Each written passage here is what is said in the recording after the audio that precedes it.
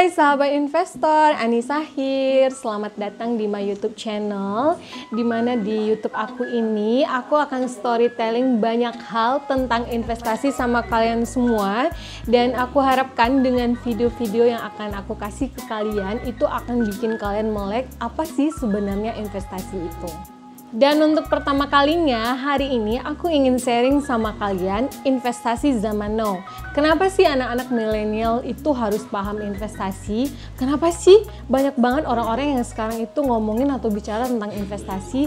Kadang suka bingung kan kenapa? Sebenarnya investasi itu sendiri adalah proses penanaman modal pada suatu kegiatan secara langsung ataupun tidak langsung. Dari penanaman modal ini kita berharap dana yang kita tanamkan tadi akan bertumbuh atau berkembang setiap harinya atau dengan waktu yang sudah ditentukan secara bersama. Contohnya, ketika teman-teman punya dana 1 juta, lalu teman-teman menitipkan dana teman-teman tersebut ke dalam suatu usaha atau platform dengan profit sharing misalnya 80% per 20% atau 90% per 10%. Nah, dengan profit sharing tersebut, tentunya di masa yang akan datang, teman-teman akan mengharapkan penambahan modal dari dana tersebut. Tentunya ketika teman-teman udah tahu artinya investasi itu apa, teman-teman pasti nanya dong, alasan kenapa sih kita harus investasi? Kenapa sih kita harus menanamin dana kita untuk investasi?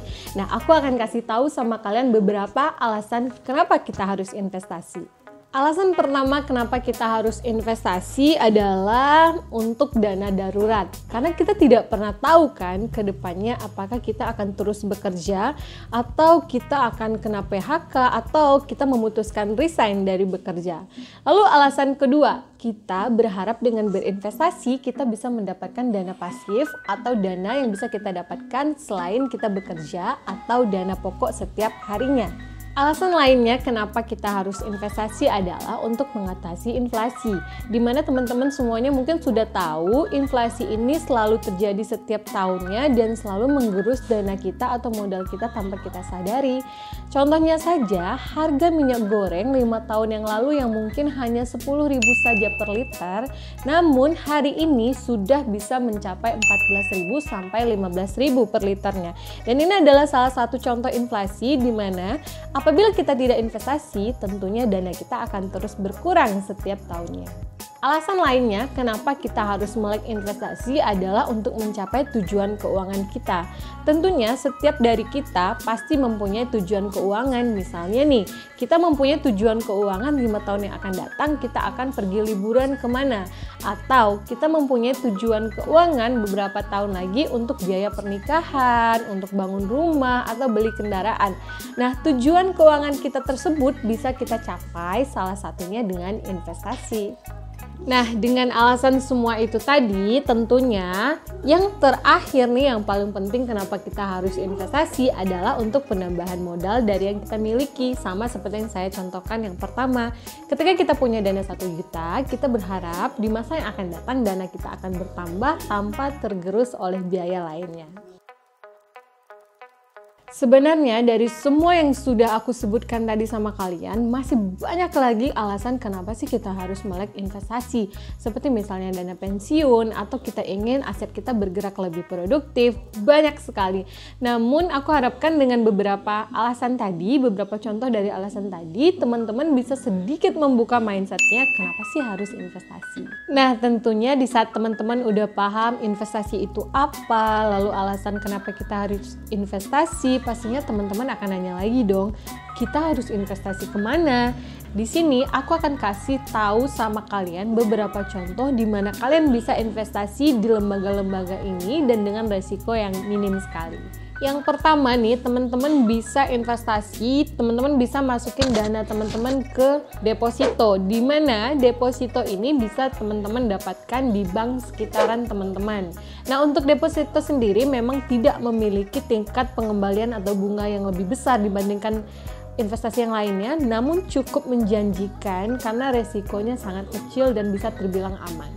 Yang kedua, teman-teman bisa melakukan investasi di reksadana. Nah, investasi reksadana ini sendiri sangat cocok untuk pemula karena dengan resiko yang rendah juga dan jenisnya yang banyak sekali, dan teman-teman juga bisa mulai investasi di reksadana ini hanya dengan modal 100.000 saja. Nah, yang ketiga, teman-teman bisa melakukan pembelian investasi di saham, di mana saham ini sendiri sekarang adalah instrumen investasi yang sangat populer bukan saja di Indonesia namun di negara lain juga. Dengan melakukan pembelian yang pas, teman-teman bisa mendapatkan cuan yang gede, namun teman-teman harus ingat high risk dan juga high return. Selain investasi di saham, teman-teman juga bisa memilih instrumen investasinya itu di emas. Kalau teman-teman perhatikan dari 5-10 tahun yang lalu, itu tingkat pembelian emas atau harga emas itu selalu meningkat. Misalnya kalau teman-teman beli emas di 5 tahun yang lalu, itu 1 gramnya 400-500 ribu, untuk saat ini sudah mencapai 800-1 juta. Instrumen lainnya lagi yang bisa menjadi pilihan teman-teman adalah obligasi. Obligasi ini adalah surat utang yang bisa diperjualbelikan, di mana ini surat utangnya dikeluarkan oleh negara ataupun oleh swasta. Nah, dengan tingkat waktu yang sudah ditentukan, obligasi ini bisa menjadi salah satu pilihan buat teman-teman semua. Pilihan lainnya, teman-teman juga bisa melakukan investasi di properti. Apabila teman-teman sudah memiliki kelebihan dana atau kelebihan modal, teman-teman bisa melakukan pembelian properti karena tingkat pengembalian properti sendiri itu 15-20% setiap tahunnya. Lumayan kan? Jadi, properti juga bisa menjadi pilihan untuk kalian semua untuk investasi.